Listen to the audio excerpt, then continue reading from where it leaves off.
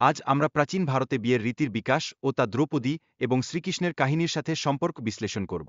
এই আলোচনা আমাদের প্রাচীন ভারতীয় সমাজের সামাজিক ও সাংস্কৃতিক জীবনকে বোঝার একটি সুযোগ প্রদান করে। বৈদিক যুগের আগে ভারতের সমাজে জীবনযাপন ও বিয়ের প্রথার পরিবর্তন কিভাবে ঘটেছিল তা আমাদের বিশ্লেষণ করা প্রয়োজন। সমাজের মূল্যবোধ ও সাংস্কৃতিক অভ্যাসগুলির দৃশ্যমান পরিবর্তন সেই সময়ের বিয়ের প্রথার উপর গভীর প্রভাব ফেলেছিল। ঋগ্বৈদিক যুগে বিয়ের প্রথা এবং দিদিসুদের ভূমিকা নিয়ে আমাদের আলোচনা চালিয়ে যেতে হবে। এই সময়ের বিয়েতে দিদিসুদের অবদান সমাজের সম্পর্কের গঠন ও প্রস্তাবের ক্ষেত্রে গুরুত্বপূর্ণ ছিল। দ্রৌপদীর বিয়ের সময়ের রীতিগুলির পরিবর্তন আমাদের লক্ষ্য করার জন্য একটি আকর্ষণীয় ক্ষেত্র। এখানে যৌথ বিয়ের অধিকার সীমিত করার প্রক্রিয়া লক্ষ্য করা যায়, যা ঐতিহ্যগত সমাজের মূল্যবোধকে চ্যালেঞ্জ করে। গান্ধর্ব বিবাহে পাত্রপাত্রীর পারস্পরিক সম্মতির ভূমিকা বিশেষভাবে উল্লেখযোগ্য। এটি প্রাচীন ভারতীয় বিয়ের একটি গুরুত্বপূর্ণ রীতি হিসাবে গণ্য হয়, যা মানবিক সম্পর্কের একটি নতুন দৃষ্টিকোণ উপস্থাপন করে। অন্যদিকে, রাক্ষস বিবাহের প্রথা ছিল, যেখানে কন্যাকে বলপূর্বক বিয়ে করার প্রচলন বিদ্যমান ছিল। মহাভারতে এর বিভিন্ন উদাহরণ স্পষ্টভাবে চিত্রিত হয়েছে, যা সমাজের অসামকে বিশ্লেষণের সুযোগ দেয়।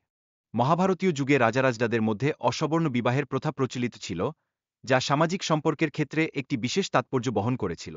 এই প্রথার ফলে সমাজের বিভিন্ন স্তরের মধ্যে সম্পর্কের মিথস্ক্রিয়া বৃদ্ধি পেয়েছিল।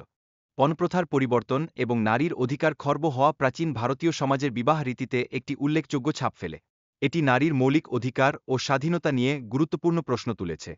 বিভিন্ন বিবাহের ধরন যেমন দৈব, আর্য ও প্রাজাপত্য বিবাহের মাধ্যমে আমরা সমাজের বিবাহের প্রথার বিবর্তনে স্পষ্ট ধারণা লাভ করি। এই প্রথাগুলি সামাজিক অবস্থান এবং ধর্মীয় বিশ্বাসগুলির উপর ভিত্তি করে গঠিত হয়েছিল। বিভিন্ন উপাখ্যানেও বহুপত্নী গ্রহণের উদাহরণ উঠে আসে। রামায়ণে দশরথের ৩ পত্নী এবং মহাভারতে কৃষ্ণের ১৬,০০০ স্ত্রীর উল্লেখ প্রমাণ করে যে, সেই সময়ের সমাজে বহুপত্নিতা একটি সাধারণ রীতি ছিল। নারীর বহুপতি গ্রহণ সম্পর্কেও কিছু উদাহরণ পাওয়া যায়, যেমন মহাভারতে দ্রৌপদীর বিয়ে এবং গৌতম বংশীয় নারীর ৭ ঋষির সাথে বিয়ের কাহিনী। এই উদাহরণগুলি নারীদের অবস্থা এবং সামাজিক পরিবর্তন নির্দেশ করে। শ্বেতকেতুর কাহিনী বিয়ে ও যৌনতার ধারণায় পরিবর্তন আনার ক্ষেত্রে গুরুত্বপূর্ণ ভূমিকা পালন করেছে। উদ্দালকের মতামত নারীর স্বাধীনতার বিষয়ে নতুন চিন্তাভাবনা সূচনা করে। বচার্য পরিহার করার পর সন্তান উৎপাদনের উপর গুরুত্বপূর্ণ জোর দেওয়া হতো, যা সেই সময়ে একটি মৌলিক বিষয় ছিল। সন্তান জন্ম দেওয়ার প্রক্রিয়া সামাজিক গঠনের একটি গুরুত্বপূর্ণ অংশ ছিল।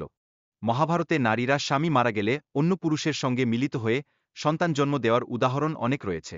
এটি সামাজিক ও পারিবারিক কাঠামোর পুনর্গঠনকারী একটি আধুনিক প্রেক্ষাপট তৈরি করে।